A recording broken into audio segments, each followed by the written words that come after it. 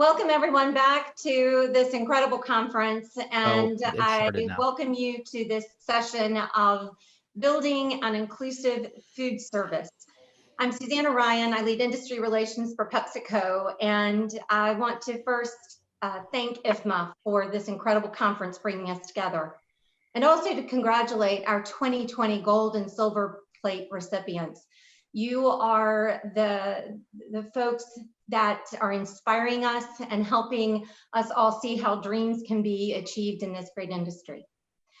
Today, I have the privilege of introducing Joanna James, and she is the founder and CEO of Zoel Productions, wife and mother of 3, and she produces independent film, nonprofit and commercial work.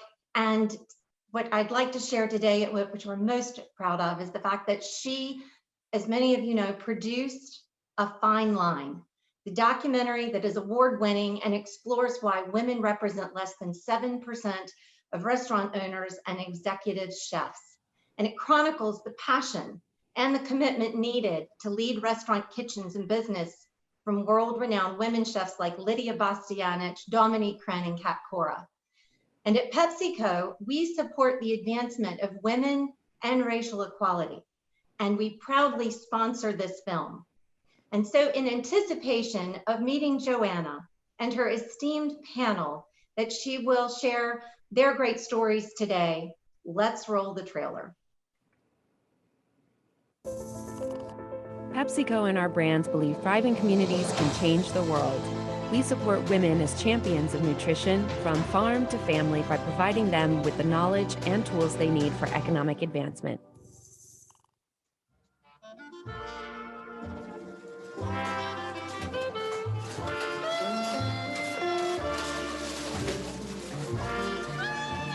I fell in love with the symphony of it, the dance of it. Women excel in cooking. This is what we do naturally, and behind every great French chef was a grandmother or a mother. They always learned to cook from their mothers. They learned to cook from their grandmothers. It became the love of my life. I chose to make a better life for me and for my kids. Besides that, I fell in love with the business.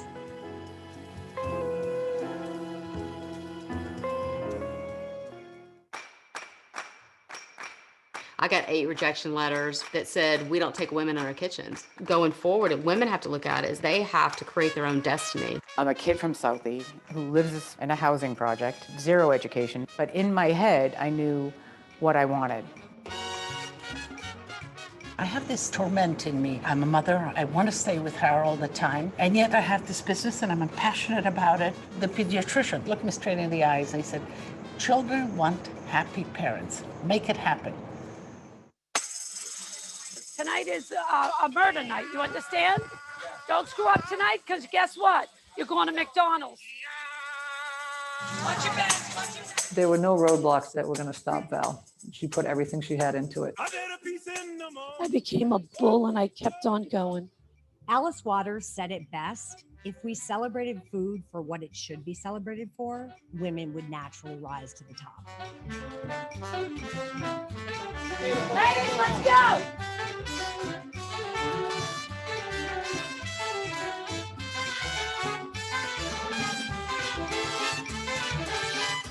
People say to me, why do you keep growing?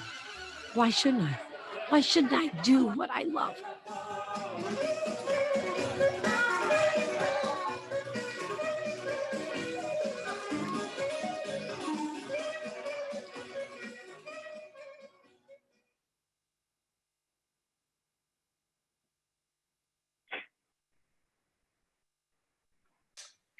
Okay, well, thank you for that. Are we all on right now?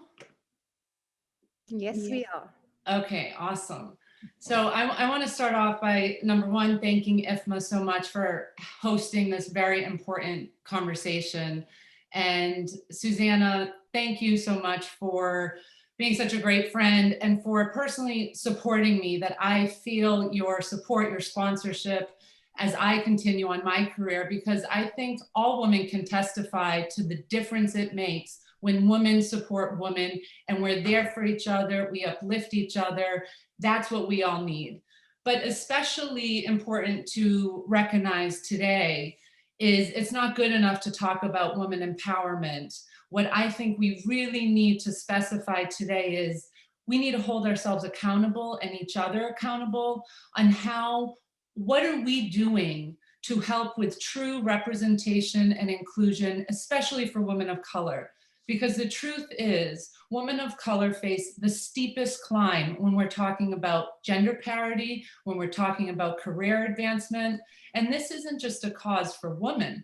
This is something that we need men to be part of the solution, and we all need to be here consciously and mindfully talking about what we can do to make true impact. So I'm really grateful for the opportunity to lead in this discussion and to have these fantastic trailblazers with me today to talk about this. So to give you a little background, yes, I produced and directed A Fine Line, a film that for me was very personal, well, I don't know if you could tell in that short clip actually, but my mother, who is the ultimate mom boss, owns and operates a restaurant. She is celebrating 31 years this spring. And I pray that she'll make it just like the rest of the industry, facing such hard times right now. But the truth is, I was so shocked to learn that less than 7% of head chefs and restaurateurs are women, because I had that figure, I had that role model in front of me. But I knew all the sacrifices and the hardships she faced just because of her gender. And so that's how we developed the MAPP Impact campaign to empower more women to lead and to live their truths. And so it's really critical to have these conversations and to recognize the fact that, for instance, just in the restaurant industry alone, where more than 51% of the workforce is made up of people of color, yet less than 8% are in management. And specifically when we talk about women of color, it's less than 2%. So we have to figure out what we need to do to make the difference, because there's obviously a lot of work still ahead. And when we talk about the restaurant industry today, and not just restaurants, of course, but hospitality as a whole, the industry is being decimated. I think it's something like 1 in 6 independent restaurants are closing down permanently. So whether you're a man or woman, we're talking about just surviving through this pandemic. But we do have to recognize that just through August into September, of the 1.1 million people who left the workforce, 865,000 of them were women. So that's 80% of the people who left were women. So we are realizing, and I think that's what's so critical today, that a lot of these underlying issues that have always been there are finally being magnified by COVID. So we're talking about them. And that's what I think is going to be important to hear about today. And so I'm really grateful to have these panelists here to hear from them specifically, because they've been there, they're doing it, and that's what's important. So thank you all for being here during what is such a very, a day of high stress and anxiety, obviously, but also a day that we can make a difference with our voice. So I hope we all have gotten out there and done and voted, and if not, we'll get out there right after this, right after these panels today. So I'm just trying to get my notes back up because my screen switched. Can someone help me with that, who just switched the screen view? Thank you, that's great. Okay, sorry about that technical glitch. So I want to start with my good friend Rohini Day, who is a true Renaissance woman. Rohini is a former World Bank economist and McKinsey management consultant. In addition to a long list of accomplishments, she's a restaurant owner of Vermilion in Chicago. And I love that her cuisine is Indian cuisine with her own unique Latin twist. Rohini has really been vocal and on the front lines talking about gender parity and leadership. And so thank you, Rohini, for being with us today. It really is great to have you here. My pleasure, Joanna. I'm a zealot for women's parity, so happy to be here. That's right. And I love whenever I've heard you talk about the issue so passionately, you just give it to us as it is, which is what we all need to hear. So I can't wait to hear from you on this. Diplomacy is not my forte. All right, let's go. Let's bring it today. So let's set the stage here, Rohini, because in one way it was brilliant when we got the McKinsey lean-in study about the broken rung, right? And it's something that is so needed for corporations to hear that it's not just about the glass ceiling, it's about how do women even get to that first promotion.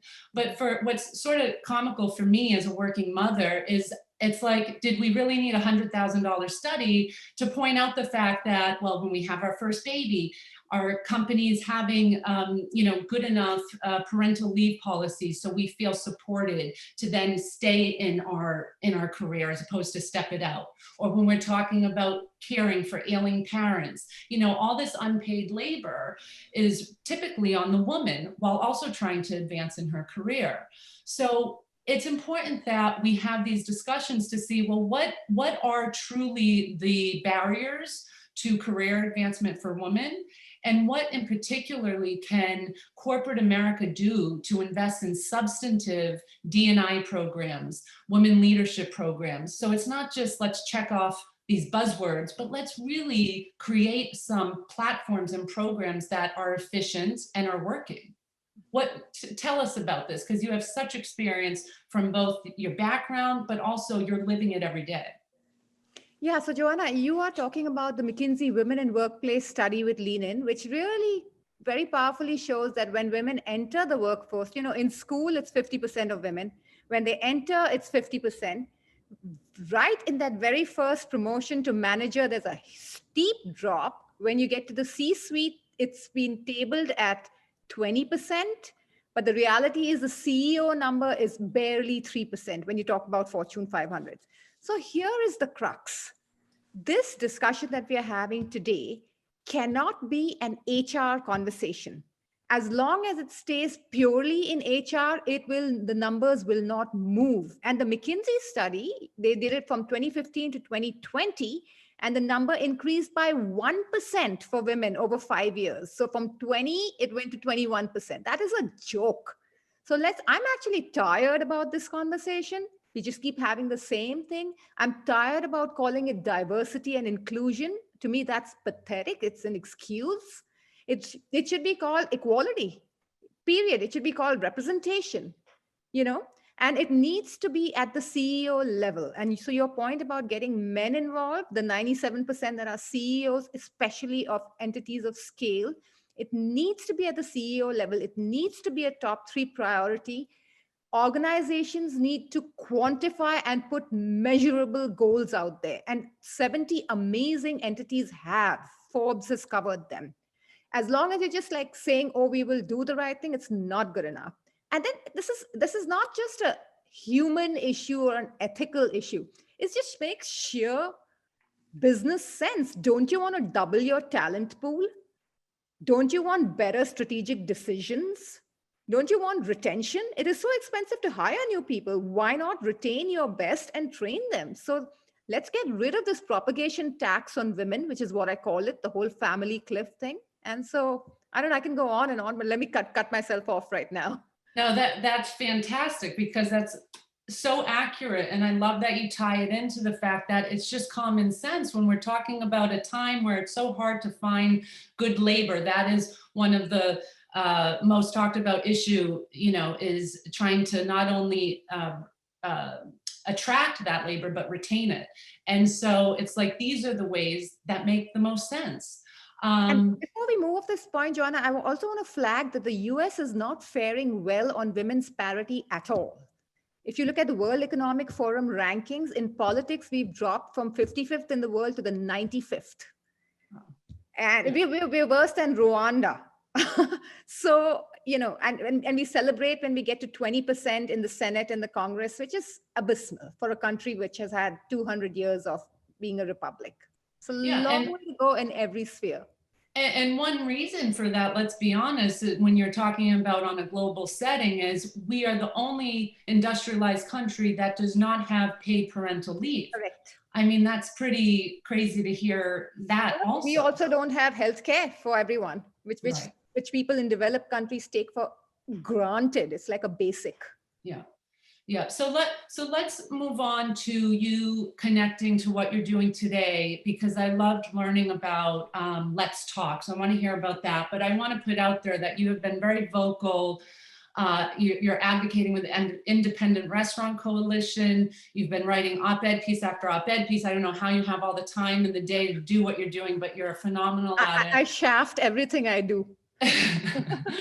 But, you know, really showing that restaurants revitalize our communities. Usually that is like one of the first businesses you want if you want to try to upstart a neighborhood.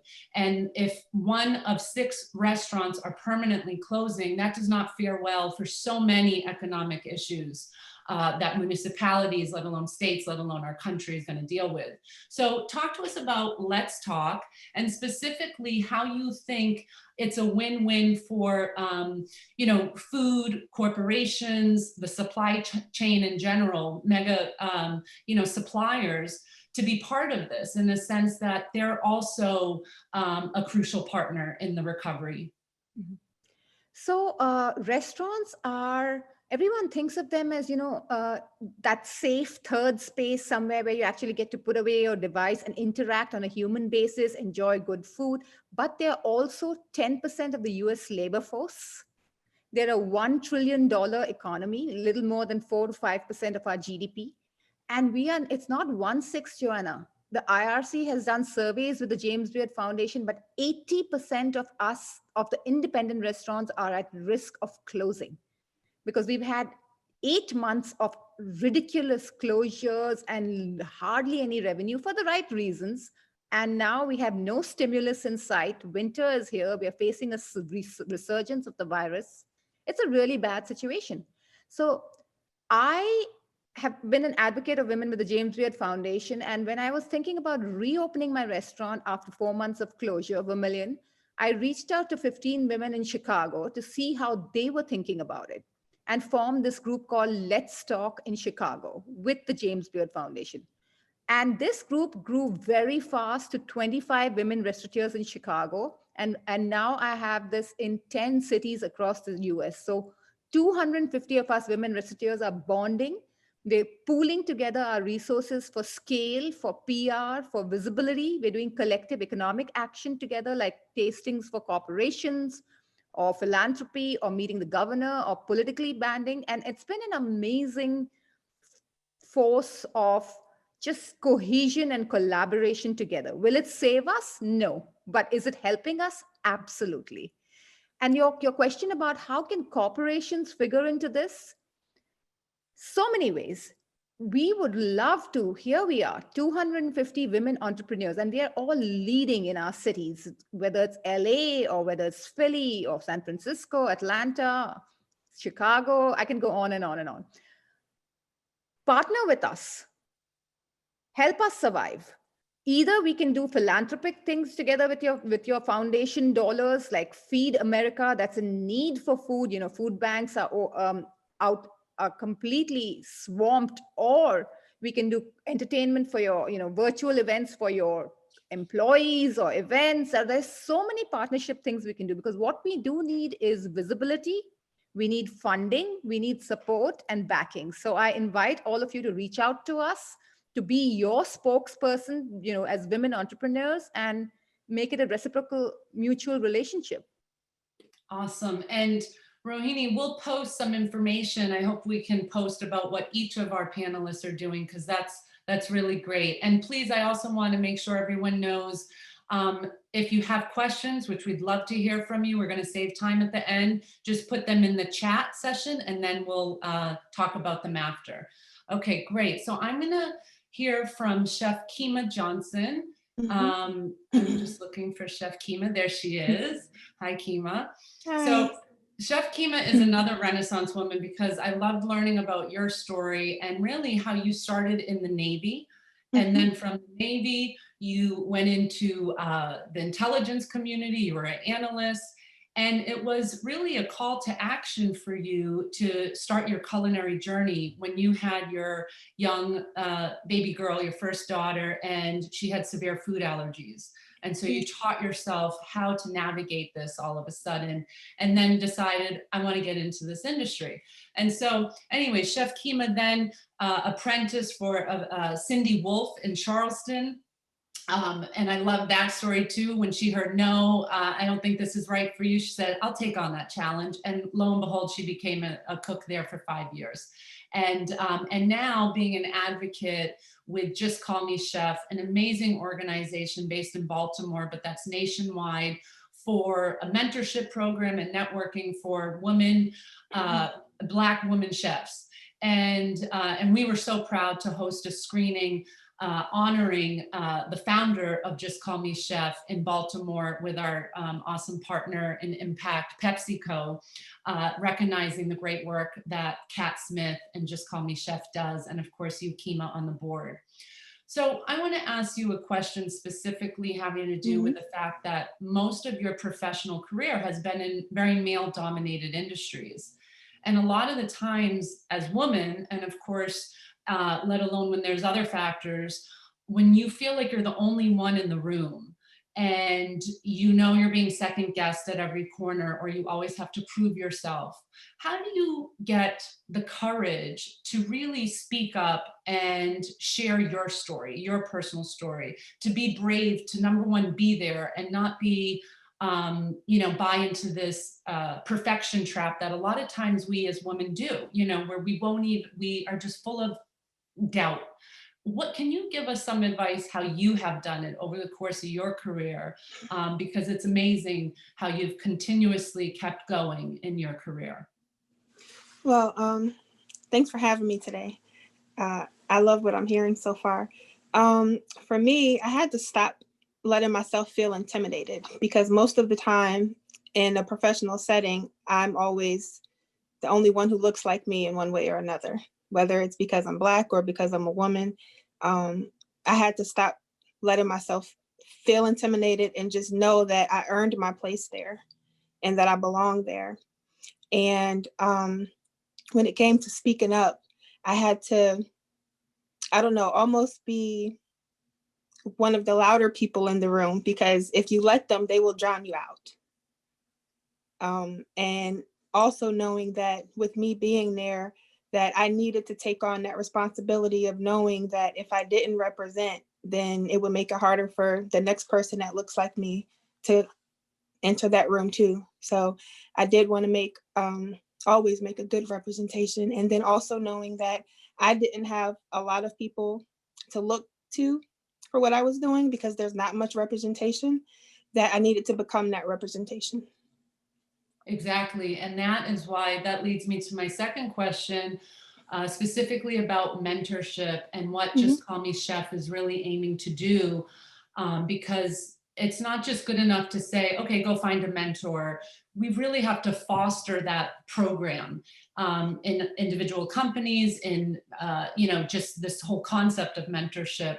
So can you tell us more about what Just Call Me Chef is doing around this, what you found is really effective in the approach, and specifically what you think more companies and corporations can do to help make it more efficient, and also to really share people's culture and experiences and bring it to the table?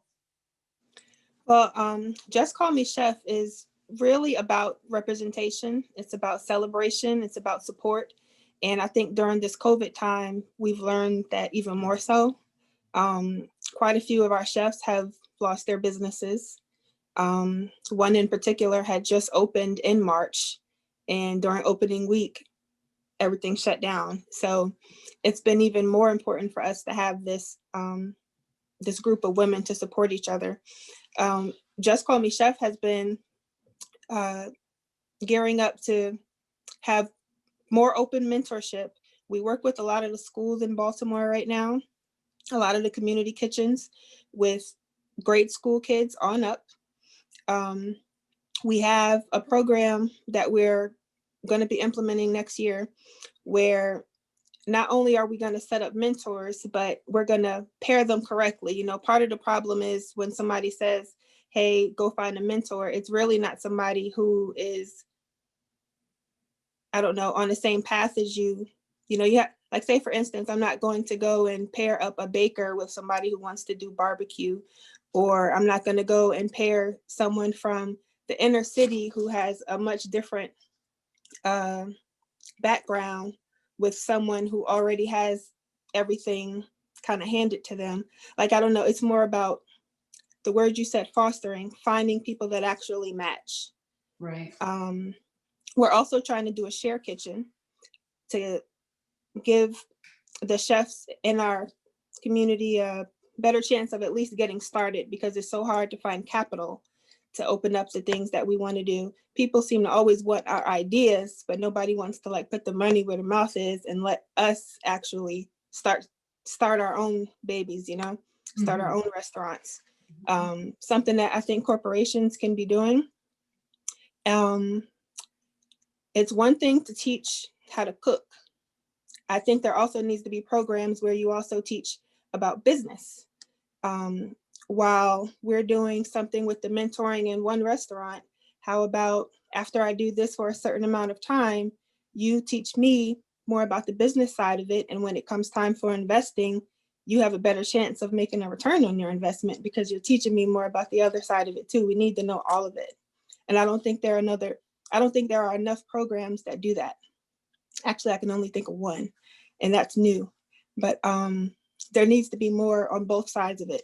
But when it comes down to it, I think it's nice to post and to put all of the all Black photos on your Instagrams and everything like that, but also come back and actually help.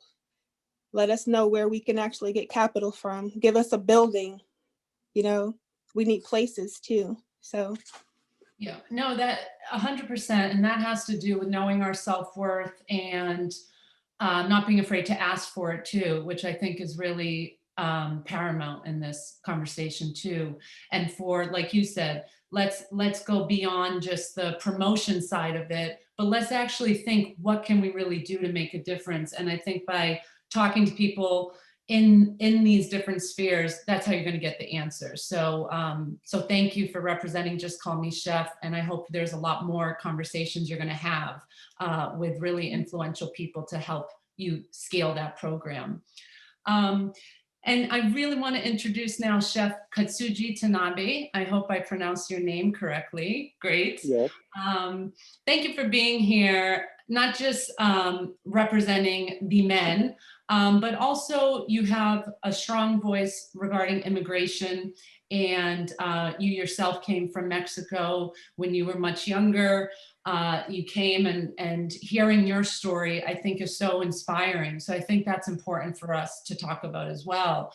But I do want to say, as I mentioned earlier, that men have to be part of the solution. And I think sometimes it can be intimidating for guys when you don't look like someone who you should be engaging with, or feel like you're an older white male. And if the fact of the matter is that 59% of Black women have never had an informal interaction with their senior leader at their organization or company. So we need to be doing more outreach so people get out of their comfort lane and say, well, how can I interact with this person to figure out, you know, where do they want to be in a year or 2 years? And how can I help? How can I personally help to get them on that career path?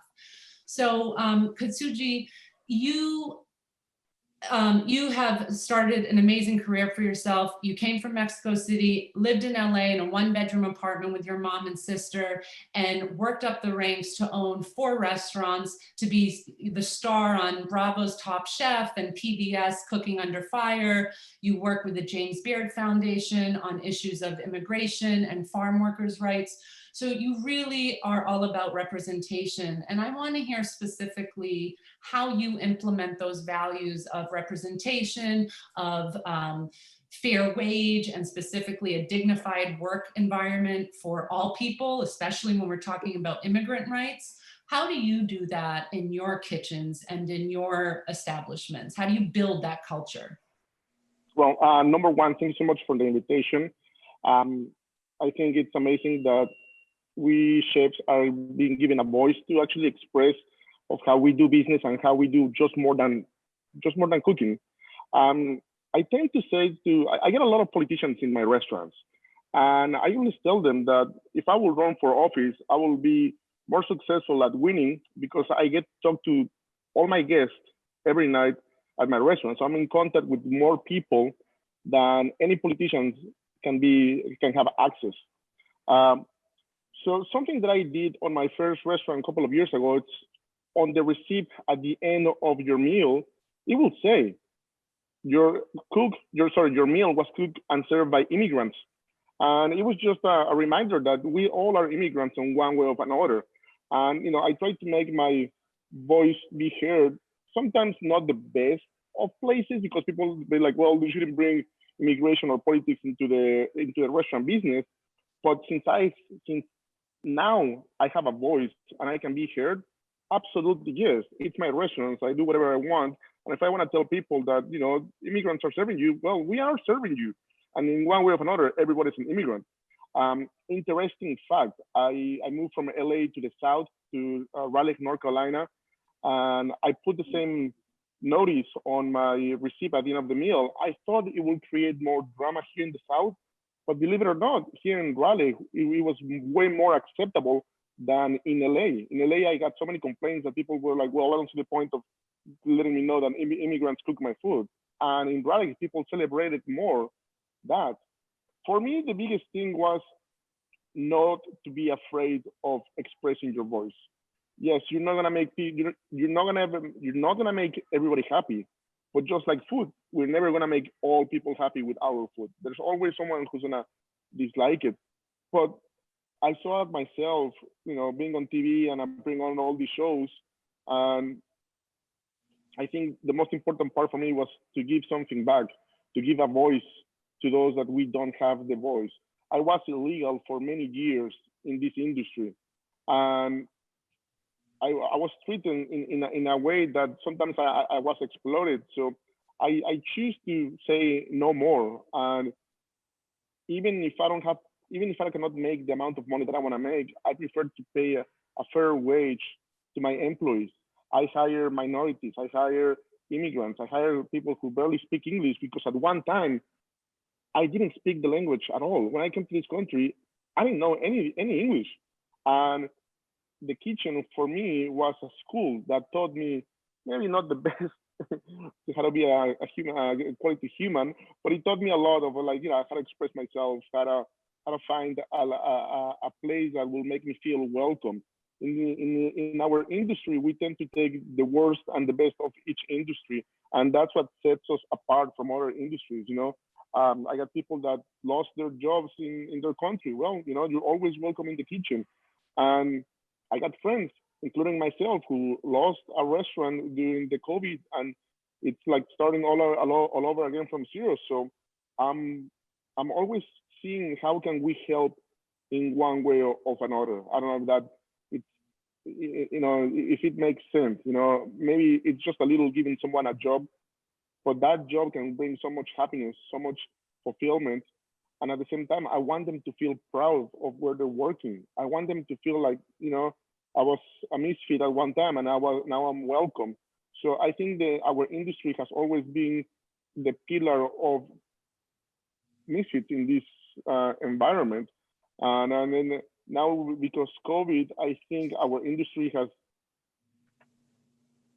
joined more with, has, how do I say it? Like, we have become more friendly to other restaurants, because we're all going through the same hard time, and we have all been going through this heartbreaking year, and some of us fail, some of us are struggling to survive.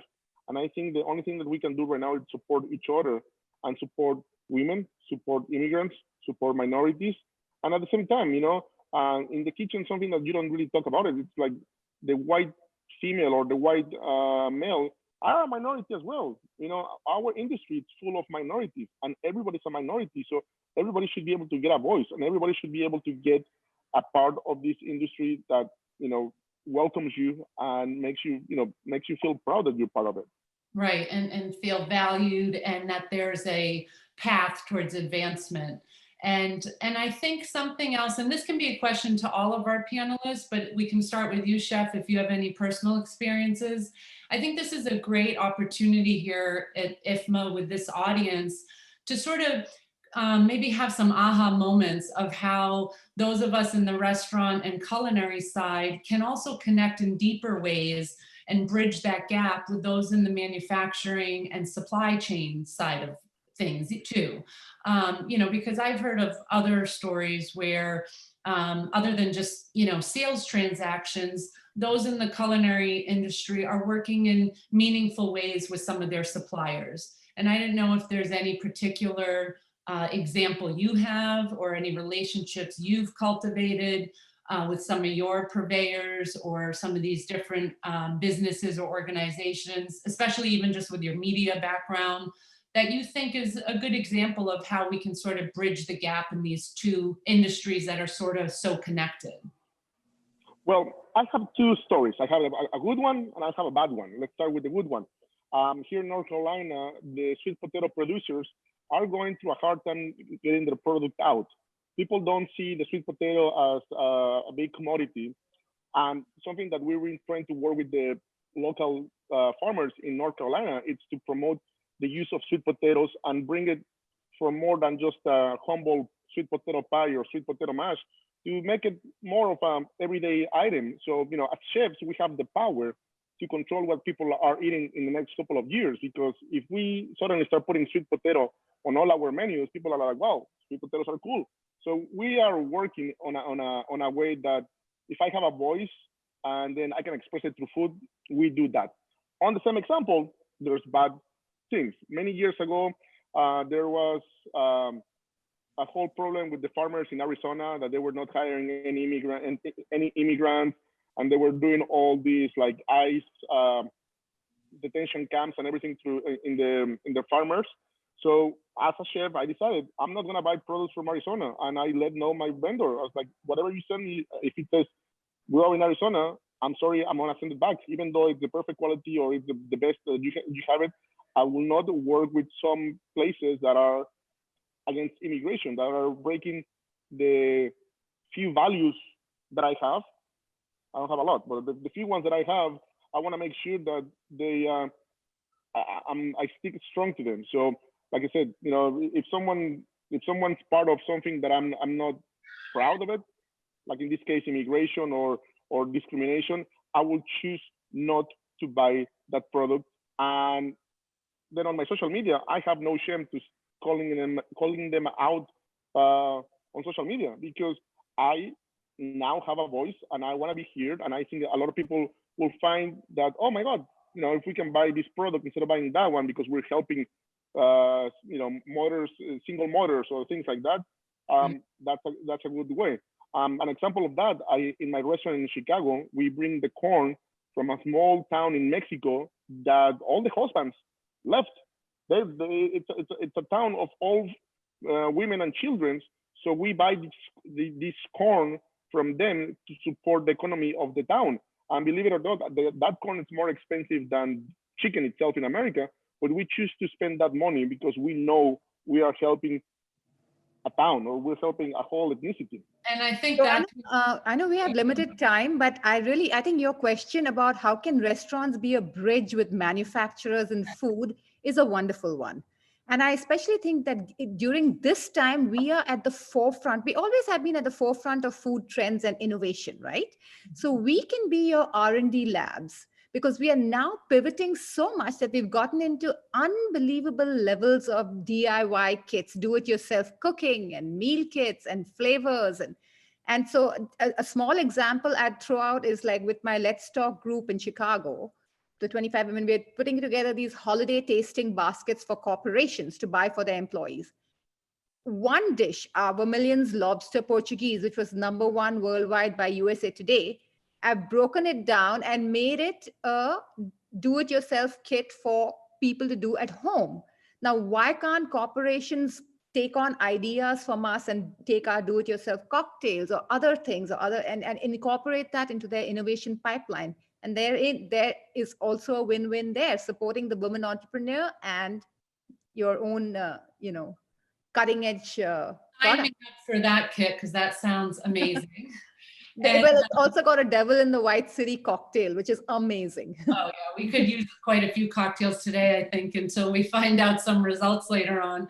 But thank you, Rohini, for that. And thank you so much, Chef Katsuji, because that was really powerful to realize the power we all have in consumer, conscious consumerism, and also what companies can do to really, number one, like you said, on one hand, get a great spotlight for being, social impact and being responsible. And on the other hand, people are speaking out and being very vocal today if you're not willing to sort of step it up and do what's right. So, so that's great. Chef Keema, any parting words, because we have to hand it over now. This was so much fun, and I'm sad to say we're up for time, but anything you want to part us with? I did just want to mention, Chef Tanabe, you said that, you pride yourself also on being able to give all of your workers fair pay. I think that's another thing to look into. I know I don't know why it's an argument, but it's an argument in America for us to have equal pay, fair pay. But another way to have the retention in the restaurants is for us to actually have a living wage. You can't, corporations can't expect us to be there for years on end and starting families and still making $10 an hour, when we're doing so much work and working 16-hour days sometimes. And when you know that the guy standing next to you is making much more than you're making, I've been in that position too. I'm sure a lot of women have, but that's definitely something that has to be paid attention to in the restaurant industry as well. Yes, and that the lobbyists and the groups have to realize what was working maybe 50 years ago can't continue to work today. So we've got to take a very out-of-date business model and flip it around. And it shouldn't have taken COVID to make us realize that. But at least these conversations are being had a lot more loudly today. So I hope that is the case. All right, well, thank you so much. Thank you, IFMA. Thank you, you fabulous people, Rohini Day, Katsuji Tanabe, and Keema Johnson. And now I'm gonna flip it over to Mike Swartz of IFMA. Thank you very much.